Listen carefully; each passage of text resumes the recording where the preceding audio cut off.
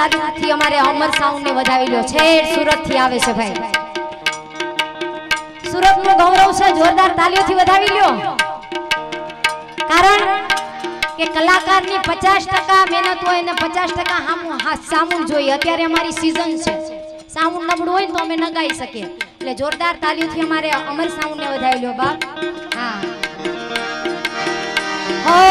ચંદ્ર ખીલ્યો